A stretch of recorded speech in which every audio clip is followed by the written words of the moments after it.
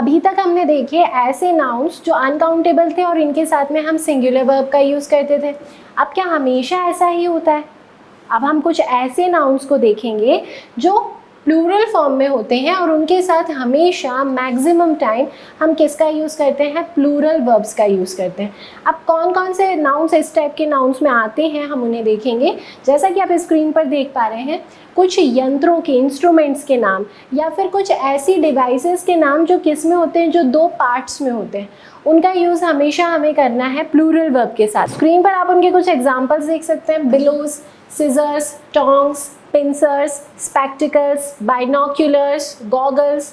आप ध्यान से अगर देखें तो जैसा होता है बाइनोक्यूलर्स है, या फिर आप सिंपल सा एक एग्जांपल देखें, स्पेक्टिकल्स जो हैं आपके, तो इस स्पेक्टिकल्स के दो पार्ट होते हैं। तो अब ये पेयर में होते हैं हमेशा। कभी ऐसा होता है क्या कि आपको आँख में एक में प्रॉब्लम है तो आप बस एक ही आँख वाला स्पेक्टिकल पहनेंगे? ऐसा नहीं होता। तो ये जो वर्ड है इसको हम हमेशा एस के साथ बोलते हैं। स्पेक्टिकल्स क्यों बोला जाता है? क्योंकि इसके दो पार्ट्स हैं जो कंबाइनली एक यूनिट को फॉर्म कर रहा है। गॉगल्स में भी यही बात होगी। बाइनोक्यूलर्स जो होते हैं उसमें भी सेम कंडीशन है। सिजर्स का एग्जांपल अगर आप इमेजिन करें, कैंची जो होती है हमारे घर में, तो कैंची को आपने हमेशा देखा है कि दो पार्ट्स में होती है। यदि एक पार्ट खराब हो गया तो दूसरे पार्ट का कोई सेंस नहीं है, कुछ यूज़ ही नहीं बचा उसका। ये हमेशा पेयर में रहने वाली चीज़ें हैं। इनमें आप हमेशा देखेंगे कि इनके नाम में भी आप हमेशा आखिरी में एस लगाते हैं। सब में प्लूरल फॉर्म में ही ये होते हैं और इनके साथ हम वर्ब्स भी यूज़ करते हैं हमेशा प्लूरल फॉर्म्स में। और कुछ टाइप के भी नाउन्स होते हैं, हम उन्हें भी देखते हैं। जैसे कुछ ड्रेसेस के नाम होते हैं जो पेयर में होते हैं। कैसी ड्रेसेस के नाम? जैसे मैं बोलूँ जीन्स या फिर पैंट्स। अब ये जो पैंट है, पैंट्स जो है, इसे हमने इंग्लिश में एज इट इज़ यूसेज तो कर लिया, लेकिन हम उसका सही यूसेज करना भूल गए। हम हमेशा ज़्यादातर क्या बोलते हैं, आपने लोगों को सुना होगा कि पैंट, उसका पैंट ब्लैक कलर का है, पैंट जो है वो वाइट कलर का है, आपको वाइट पैंट पहनकर आना है। ये बिल्कुल गलत है। पैंट कोई शब्द नहीं होता, हमेशा जो पहनने वाला होता है उसे हम क्या बोलते हैं? पैंट्स बोलते हैं। अब होमोनिम टाइप के इसमें वर्ड्स होते हैं तो आपको थोड़ा सा क्या रहता है, कन्फ्यूजन हो जाता है। एक वर्ड है पेंट, प्रोनाउंसिएशन बहुत डिफरेंट है। पैंट्स और पेंट, इसमें आप ए को थोड़ा तीखा बोलते हैं, लार्ज साउंड देते हैं आप। तो ये वाला पेंट क्या हो जाता है? पुताई वाला जो आप करते हैं, पेंट, पेंट वाला जो पेंट है ये वो पेंट है, ये अलग बात है। पैंट्स हमेशा जो आप पहनते हैं ड्रेस में उसको आप हमेशा पैंट्स बोलेंगे। यही मिस्टेक करते हैं हम ट्राउज़र के साथ। ट्राउज़र खरीद के नहीं लाया जाता है, क्या लाते हैं आप? ट्राउज़र्स लाते हैं। भले ही वो एक पेयर है लेकिन आप क्या बोलते हैं कि वो एक पेयर है। सॉक्स होता है या सॉक होता है, शूज़ होता है या शू होता है, हमेशा वो पेयर में रहने वाली चीज़ें हैं। तो इन सब को आप पेयर ही मान के चलते हैं। इन सब के साथ आपको क्या लगाना पड़ेगा? आखिरी में एस, और इन सब के साथ आप यूज़ करेंगे प्लूरल वर्ब्स का। कुछ और संज्ञाएँ ऐसी होती हैं, कुछ और नाउन्स होते हैं, जैसे arms, assets, riches, thanks, annals, environs, orders, etc. अब यूज़ ज़्यादातर ये इंग्लिश में होते हैं orders, thanks, assets और alms। ये alms का मतलब होता है भीख या फिर भिक्षा। जो आप किसी को भीख देते हैं उसको alms बोला जाता है। कभी भी आपने थोड़ा सा 1 रुपये का भी सिक्का दिया है तब भी आप नहीं बोलेंगे कि हमने alm दिया है, फिर भी हम बोलेंगे कि alms are given।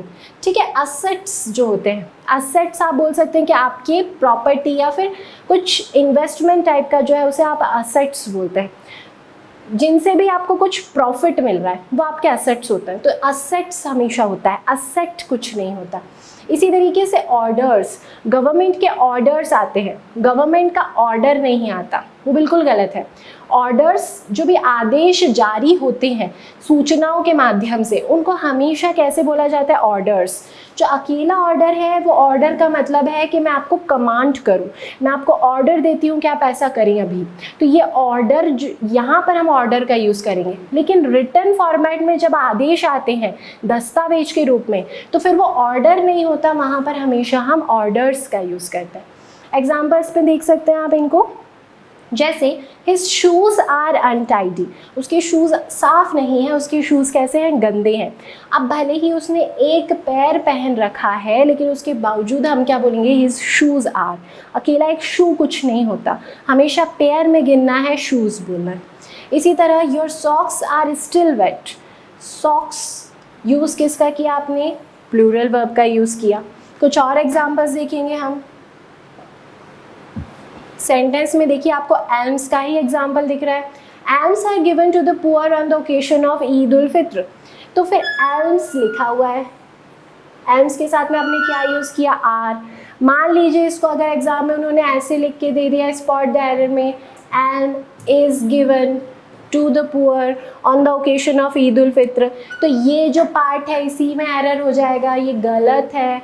ना तो आप एल्म यूज़ कर सकते हैं और ना ही आप उसके साथ सिंगुलर वर्ब का यूज़ कर सकते हैं। Next sentence, his liquid assets are not greater than $7,500। Liquid assets, property की बात हो रही है। लिक्विड एसेट्स क्या होता है? लिक्विड एसेट्स ऐसी प्रॉपर्टी को बोल सकते हैं आप जिनको आप जल्दी से मनी में कन्वर्ट कर सकते हैं। जैसे जनरली आप इंडिया में माने तो गोल्ड को आप देख सकते हैं कि आप तुरंत उसकी वैल्यू को ज़्यादा गिराए बिना उसको जल्दी से आप मनी में कन्वर्ट कर सकते हैं। वो सारे लिक्विड एसेट्स होते हैं। अब इनको भी हम क्या बोलेंगे? असेट्स। ठीक है। Her jeans were kept in the almirah. Jeans, ये तो हम सही यूज़ करते हैं, गलती हम करते हैं ट्राउज़र्स में और पैंट्स में। तो आपको अब बोलने में भी ध्यान रखना है। आप जितना ज़्यादा इन सारे रूल्स को बोलने में भी याद रखेंगे उतना ज़्यादा आपको हैबिट हो जाएगी एग्ज़ाम के टाइम पे। तो एग्ज़ाम के टाइम पे आपको कुछ एक्स्ट्रा एफर्ट नहीं लगाना पड़ेगा। आप हमेशा के लिए इसको दिमाग में रख लीजिए। कोई दोस्त भी आपका गलत बोल रहा है अगर कि ट्राउज़र वहाँ रखा हुआ है उठा के लाओ, बिल्कुल गलत बोल रहे हैं, वहीं टोक दीजिए। खुद भी सुधरिए, दूसरों को भी सही सही इंग्लिश बोलने के लिए प्रेरित कीजिए। ठीक है। लेकिन आप देखिए, हम कभी कभी ऐसे बोलते हैं जैसे हम बोलेंगे हिंदी में बोल के देखना है, ज़्यादा एक्स्ट्रा एफर्ट मत लगाओ, बस हिंदी में सोचो। उसके जूते वहाँ रखे हैं, हम ऐसे ही बोलेंगे। या फिर हम बोलेंगे उसका जूता वहाँ रखा है, एक पैर ही रखा है, केवल एक पैर रखा है, एक जोड़ी रखा है वहाँ। क्या बोलेंगे? उसके जूते वहाँ रखे हैं या उसका जूता वहाँ रखा है? हम बोलेंगे जूते वहाँ रखे हैं। तुम्हारे मोज़े वहाँ रखे हैं। फिर से हमने क्या माना है? इसको प्लूरल माना।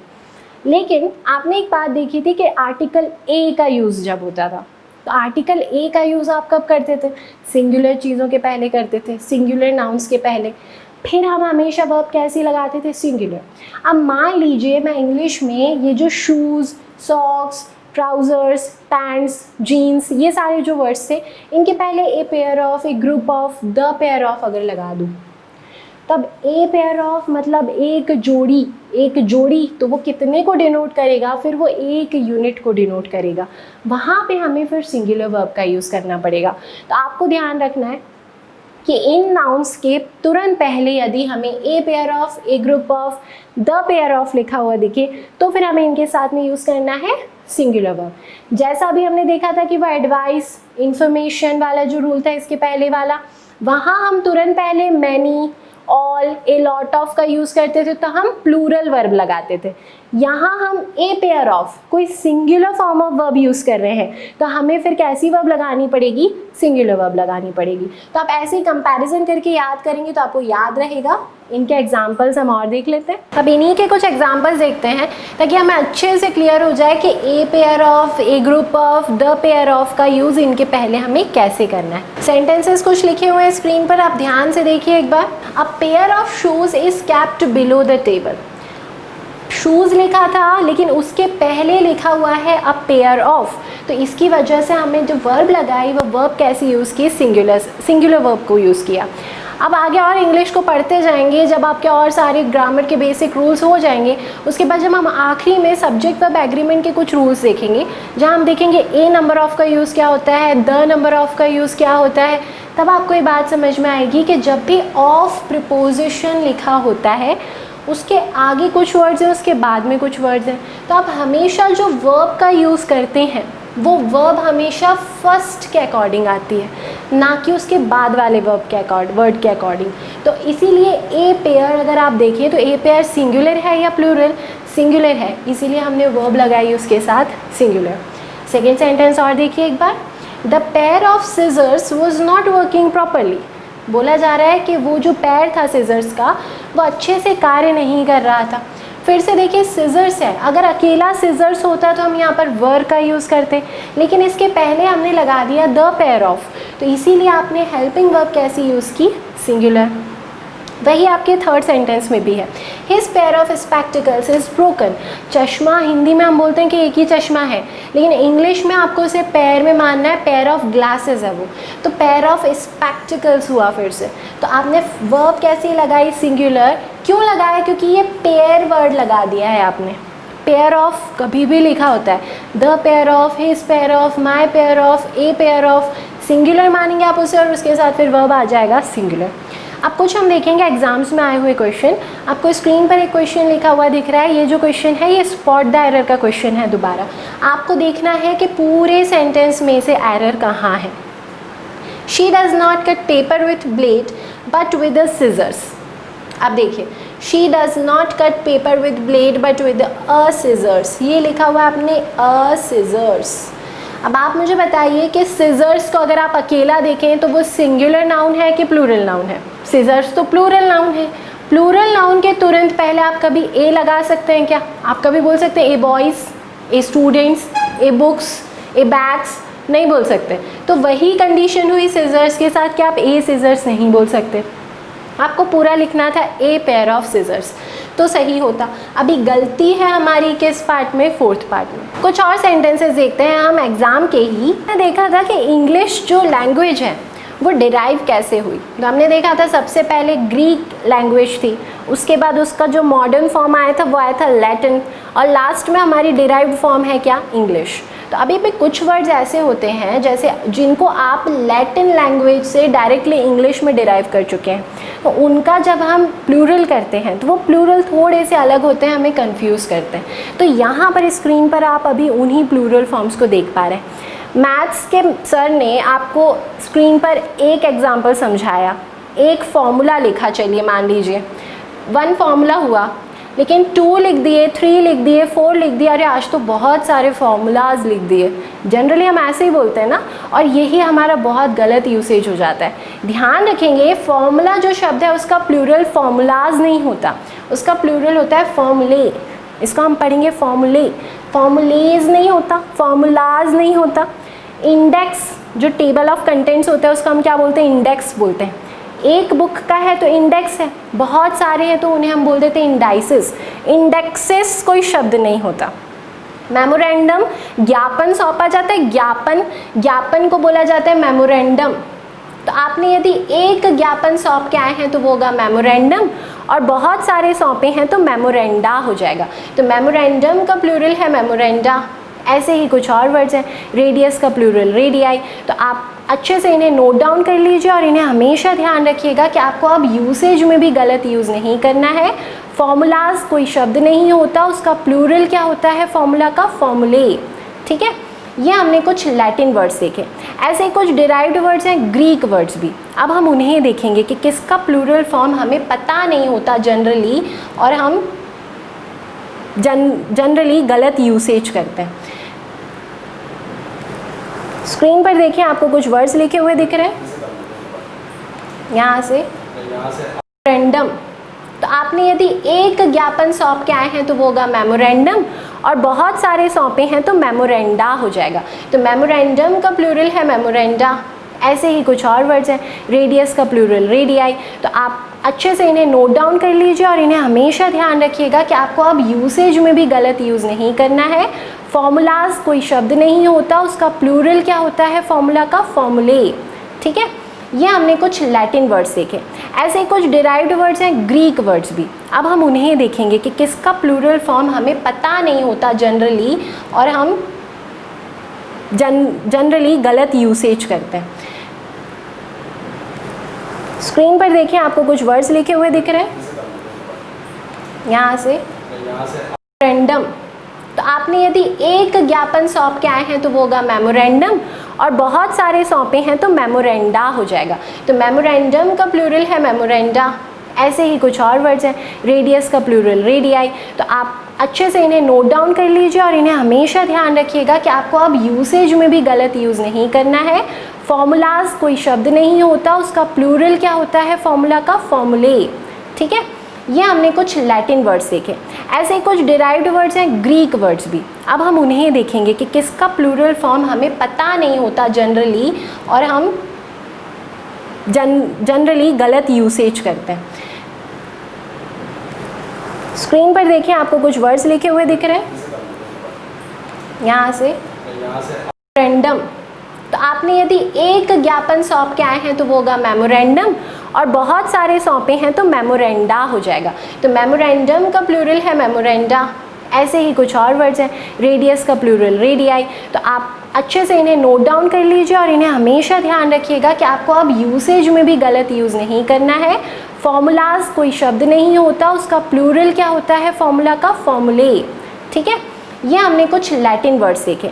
ऐसे कुछ डिराइव्ड वर्ड्स हैं, ग्रीक वर्ड्स भी। अब हम उन्हें देखेंगे कि किसका प्लूरल फॉर्म हमें पता नहीं होता जनरली, और हम जनरली गलत यूसेज करते हैं।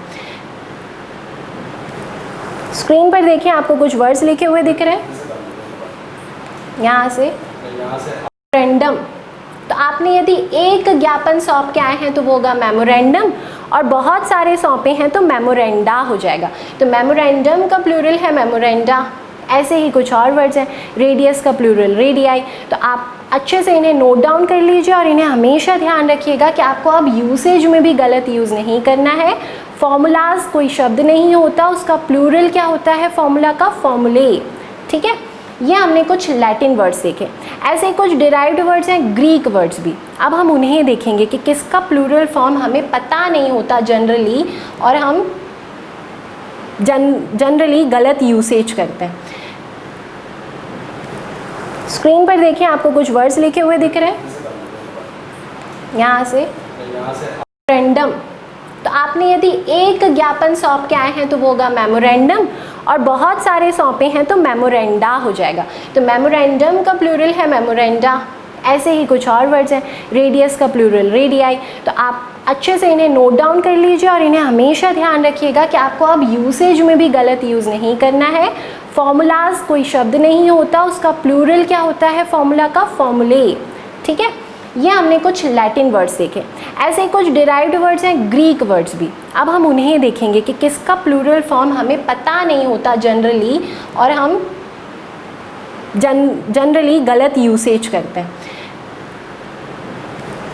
स्क्रीन पर देखिए, आपको कुछ वर्ड्स लिखे हुए दिख रहे हैं यहाँ से। मेमोरेंडम, तो आपने यदि एक ज्ञापन सौंप के आए हैं तो वो होगा मेमोरेंडम, और बहुत सारे सौंपे हैं तो मेमोरेंडा हो जाएगा। तो मेमोरेंडम का प्लूरल है मेमोरेंडा। ऐसे ही कुछ और वर्ड्स हैं, रेडियस का प्लूरल। भी हमने देखा कि कुछ लैटिन वर्ड्स का प्लूरल हमें कंफ्यूज करता है। ऐसे इंग्लिश में कुछ ग्रीक वर्ड्स भी डिराइव्ड किए गए हैं और वो एज इट इज़ यूज़ होते हैं, उनका प्लूरल भी हमें बहुत कंफ्यूज करता है। तो ये भी आपको नोट डाउन करके रखना है। आपने देखा होगा एक्सिस, सन की एक्सिस है, सतह को बोला जाता है जनरली। तो एक्सिस हो गया सिंगुलर, और प्लूरल होगा एक्सिस। क्राइसिस और क्राइसिस, कोरोना एक क्राइसिस है, कोविड-19 एक क्राइसिस है। और बहुत सारी की बात करें आप, सुनामी और कोविड-19 की एक साथ बात करेंगे तो वो क्या हो जाएगा, क्राइसिस। बोथ द क्राइसिस होगा, बोथ द क्राइसिस नहीं लिखेंगे आप, क्राइसिस कोई शब्द नहीं होता। ऐसे बेसिस और बेसिस, फिनोमिनन और फिनोमिना, ध्यान रखेंगे। फिनोमिनन मतलब होता है एक सिद्धांत, न्यूटन ने फिनोमिनन दिया। ठीक है, फिनोमिनन, फिनोमिना हो जाएंगे सारे सिद्धांतों को आप बोलेंगे फिनोमिना। एनालिसिस, एनालिसिस, क्राइटेरियन और क्राइटेरिया। तो आप हमें जनरली आप ऐसे बोलते हैं कि इसका क्राइटेरिया क्या है। सिंगुलर फॉर्म में बोले तो आप क्राइटेरिया बोलेंगे, लेकिन आप अगर अलग अलग मेथड्स का, अलग अलग प्रोसेस का तरीका पूछना चाहते हैं तो आप हमेशा यूज़ करेंगे क्राइटेरियन। तो यही लिखा रहता है हमेशा बुक्स में ज़्यादातर। तो आप ध्यान रखेंगे, इन्हें अच्छे से नोट डाउन कर लीजिए और इनमें आपको कन्फ्यूज़ नहीं होना है।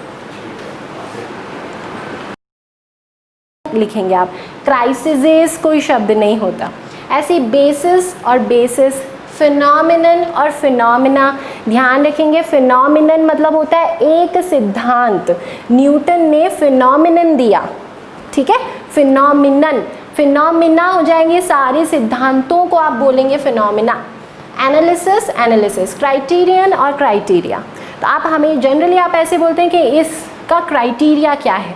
सिंगुलर फॉर्म में बोले तो आप क्राइटेरिया बोलेंगे, लेकिन आप अगर अलग अलग मेथड्स का, अलग अलग प्रोसेस का तरीका पूछना चाहते हैं तो आप हमेशा यूज़ करेंगे क्राइटेरियन। तो यही लिखा रहता है हमेशा बुक्स में ज़्यादातर। तो आप ध्यान रखेंगे, इन्हें अच्छे से नोट डाउन कर लीजिए और इनमें आपको कंफ्यूज नहीं होना है। लिखेंगे आप क्राइसिस, कोई शब्द नहीं होता। ऐसी बेसिस और बेसिस, फिनोमिनन और फिनोमिना, ध्यान रखेंगे फिनोमिनन मतलब होता है एक सिद्धांत। न्यूटन ने फिनोमिनन दिया, ठीक है, फिनोमिनन। फिनोमिना हो जाएंगे सारे सिद्धांतों को आप बोलेंगे फिनोमिना। एनालिसिस, एनालिसिस, क्राइटेरियन और क्राइटेरिया। तो आप हमें जनरली आप ऐसे बोलते हैं कि इसका क्राइटेरिया क्या है। सिंगुलर फॉर्म में बोले तो आप क्राइटेरिया बोलेंगे, लेकिन आप अगर अलग अलग मेथड्स का, अलग अलग प्रोसेस का तरीका पूछना चाहते हैं तो आप हमेशा यूज़ करेंगे क्राइटेरियन। तो यही लिखा रहता है हमेशा बुक्स में ज़्यादातर। तो आप ध्यान रखेंगे, इन्हें अच्छे से नोट डाउन कर लीजिए और इनमें आपको कंफ्यूज नहीं होना है। लिखेंगे आप क्राइसिस, कोई शब्द नहीं होता। ऐसी बेसिस और बेसिस, फिनोमिनन और फिनोमिना, ध्यान रखेंगे फिनोमिनन मतलब होता है एक सिद्धांत। न्यूटन ने फिनोमिनन दिया, ठीक है, फिनोमिनन। फिनोमिना हो जाएंगे सारे सिद्धांतों को आप बोलेंगे फिनोमिना। एनालिसिस, एनालिसिस, क्राइटेरियन और क्राइटेरिया। तो आप हमें जनरली आप ऐसे बोलते हैं कि इसका क्राइटेरिया क्या है। सिंगुलर फॉर्म में बोले तो आप क्राइटेरिया बोलेंगे, लेकिन आप अगर अलग अलग मेथड्स का, अलग अलग प्रोसेस का तरीका पूछना चाहते हैं तो आप हमेशा यूज़ करेंगे क्राइटेरियन। तो यही लिखा रहता है हमेशा बुक्स में ज़्यादातर। तो आप ध्यान रखेंगे, इन्हें अच्छे से नोट डाउन कर लीजिए और इनमें आपको कंफ्यूज नहीं होना है। लिखेंगे आप क्राइसिस, कोई शब्द नहीं होता।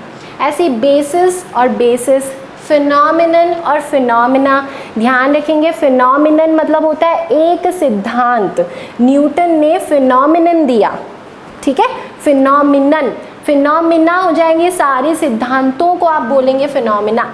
एनालिसिस, एनालिसिस, क्राइटेरियन और क्राइटेरिया। तो आप हमें जनरली आप ऐसे बोलते हैं कि इसका क्राइटेरिया क्या है। सिंगुलर फॉर्म में बोले तो आप क्राइटेरिया बोलेंगे, लेकिन आप अगर अलग अलग मेथड्स का, अलग अलग प्रोसेस का तरीका पूछना चाहते हैं तो आप हमेशा यूज़ करेंगे क्राइटेरियन। तो यही लिखा रहता है हमेशा बुक्स में ज़्यादातर। तो आप ध्यान रखेंगे, इन्हें अच्छे से नोट डाउन कर लीजिए और इनमें आपको कंफ्यूज नहीं होना है। लिखेंगे आप क्राइसिस, कोई शब्द नहीं होता। ऐसी बेसिस और बेसिस, फिनोमिनन और फिनोमिना, ध्यान रखेंगे फिनोमिनन मतलब होता है एक सिद्धांत। न्यूटन ने फिनोमिनन दिया, ठीक है, फिनोमिनन। फिनोमिना हो जाएंगे सारे सिद्धांतों को आप बोलेंगे फिनोमिना। एनालिसिस, एनालिसिस, क्राइटेरियन और क्राइटेरिया। तो आप हमें जनरली आप ऐसे बोलते हैं कि इसका क्राइटेरिया क्या है। सिंगुलर फॉर्म में बोले तो आप क्राइटेरिया बोलेंगे, लेकिन आप अगर अलग अलग मेथड्स का, अलग अलग प्रोसेस का तरीका पूछना चाहते हैं तो आप हमेशा यूज़ करेंगे क्राइटेरियन। तो यही लिखा रहता है हमेशा बुक्स में ज़्यादातर।